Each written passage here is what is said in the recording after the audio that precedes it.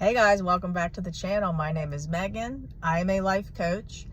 I'm going to get into this now, guys, so we can get into the word. If you would like to work with me, you can reach out through email, redeemingthebroken@gmail.com. Like, share, comment, subscribe. It helps push this out to as many people as possible to be able to get help on this journey and to be able to be encouraged, etc., etc. It's all about the algorithm. Also, guys, we have two Facebook groups. Redeeming the Broken and Dead Marriages Redeemed. Come on over to both. We try to post on there every day. If you would like to also encourage other people with some posts and stuff, you go ahead and post. Again, we're meant to have community, fellowship, and carry each other's burdens. So come on over. We would love to have you. So, that all being said, guys, the word's going to be today about the love languages. So I got into the last couple of days about how we all perceive life differently. Well, depending on what, relationships you are having, romantic dynamics, maintaining relationships with your friends, family, coworkers, a lot of people don't realize that not only do we see life differently, but at the same time, we also show love differently. We receive love differently. So you could literally not be having the marriage, the romantic relationship, like in the romantic dynamic aspect, the way that you want, just because misunderstanding. But then you could be having issues with your family because you're unaware of what their love language is. You're unaware of how they see life. You're unaware of how they express love, receive love, all the things. So with this understanding, you won't take things personal. And then you will be able to meet their love differently. And again, receive their love differently. Like, in other words, it's going to help overall everybody's relationships. So I used to have not the best relationship, even like with my family, because I did not understand how they showed me love and how I was. Like, I was different. Like, I maybe wanted to have physical touch, like a hug, or I wanted to be, encouraging. Like, I'm very empathetic, which is kind of why God has me do what I do for a living here now. I always had that gift of being that way, to be in tune with people's feelings and emotions, etc. So that being said, I didn't understand my family. A lot of them were not that way. They weren't very expressive. They weren't very vulnerable. They weren't very, mushy gushy.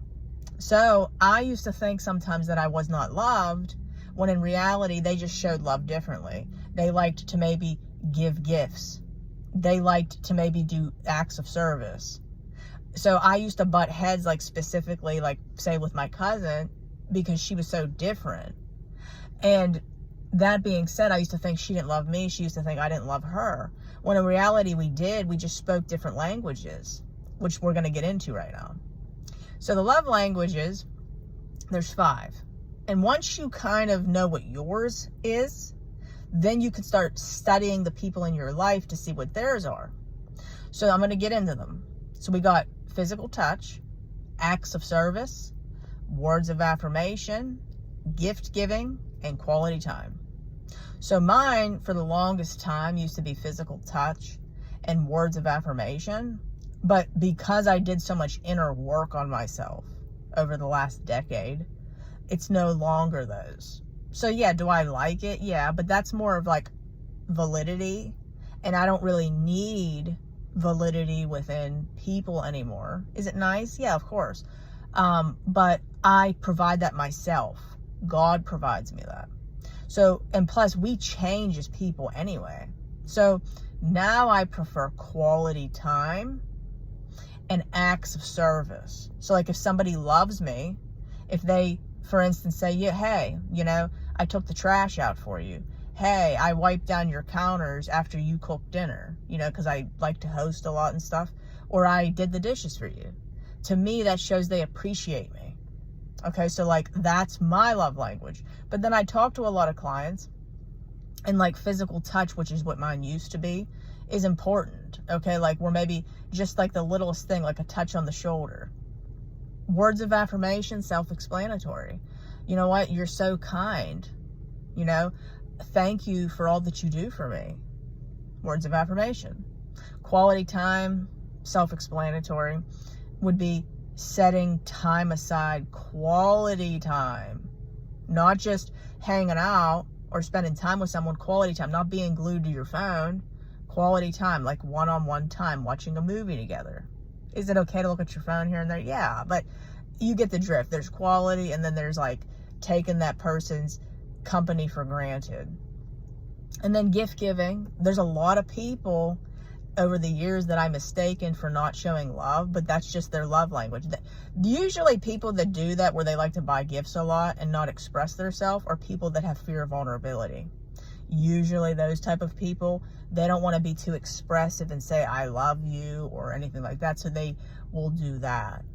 Or acts of service, people that have the fear of the vulnerability. So that being said, those are basically the love languages. You got to decide what's yours. What is your love language? Which speaks to you? How do you receive love? And then the people around you, what speaks to them?